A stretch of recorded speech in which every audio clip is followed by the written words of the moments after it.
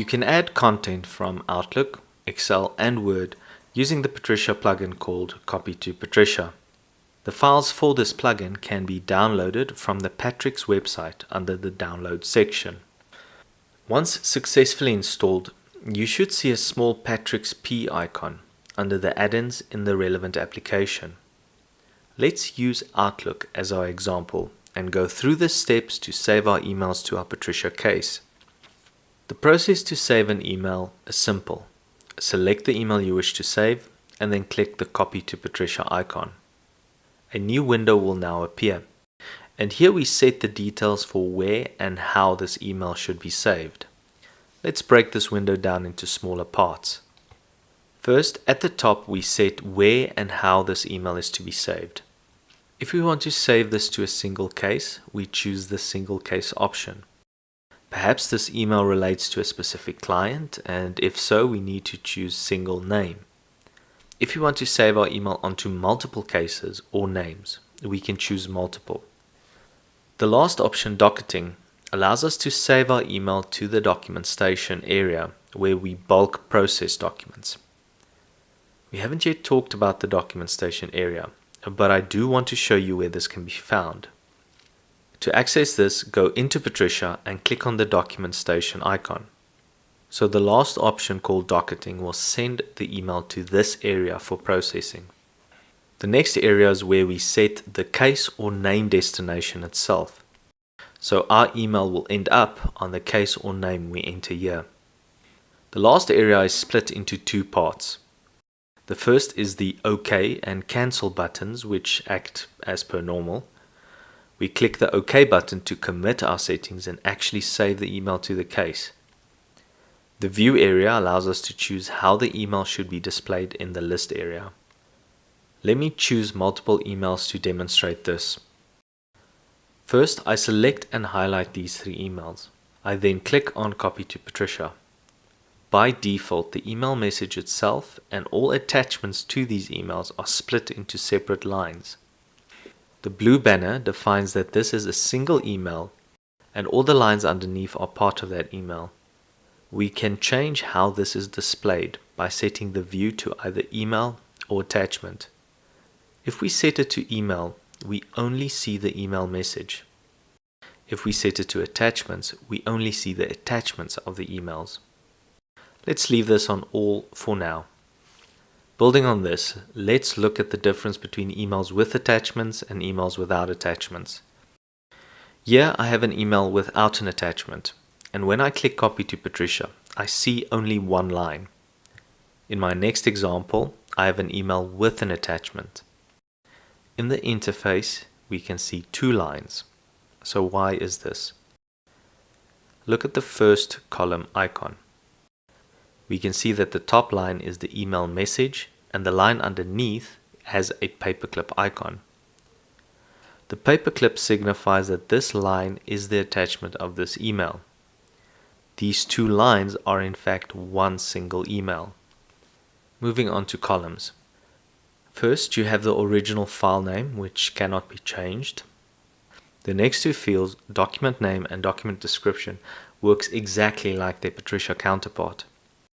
To edit the default text, simply click in the block and type out the new name or description. The next column defines how the email is to be saved when we have attachments included. The default option is to save the email with the attachments embedded as one single document to your case. If you wish to save the attachment as its own separate entry, then also tick the Include tick box on the attachment line. In this example, our case will have the email saved as an entry, and the PDF document will also be saved as an entry. Note that the email line will still have the PDF embedded in the email when saved. Next, we have the designation column, which defines to which case or name this email will be saved. We can see that there's already a value entered. Why is this? The case number you see here is the very last case that you worked on in Patricia. This is the default behavior, and the destination will default to the last case you worked on. But what do we do if this is not the case I want? I want to save my email to a different case. This is also very easy to do. Simply right-click on the case number and choose Change Case. A new search window will appear where you can search for the new matter. The last column is the document properties, where you can set important properties for the email. Properties like whether this document is a public document, if it should be displayed on the basic page of the case, whether it's a family document, or whether it's locked. Locked meaning set to final status. You can add a single email to multiple cases by choosing the multiple option at the top. When we do this, we need to define the cases where we are going to save the email to. To do this, right-click on the destination and choose Add Case. If the case shown in the destination field is correct and you wish to add more cases to that list, then choose Add Case. If the entered value is not correct, you first need to clear all the entries by choosing Clear All Destinations and only then select Add Case. Doing this will bring up the search screen. The search screen is divided into two search areas. The case area is used when we are saving our emails to cases, and the names search screen when adding emails to the names area. You'll note that you have the standard search criteria available to you: case type, family number, country, catchword, and so on. Simply type in your criteria in the relevant fields and click Search. Keep in mind that you might find that certain cases do not appear in your results. This is usually because the Include Closed tick box is not ticked. If this is not ticked, then your search results will not show closed cases. Also, closed cases are easily identifiable as they will always be shown in a red font. So once I'm happy with my entered criteria, I now click Search. The results area will update with the cases that match, and I can now add these cases. To add a case, double-click on the entry. Once you do, note how it's added under the destination column. Once you have added all the cases that you want, click Done. To add your email to a name entry, right-click and choose Add Name. The name search window appears and allows you to search on the name itself or the name number. You can also search on country or name type.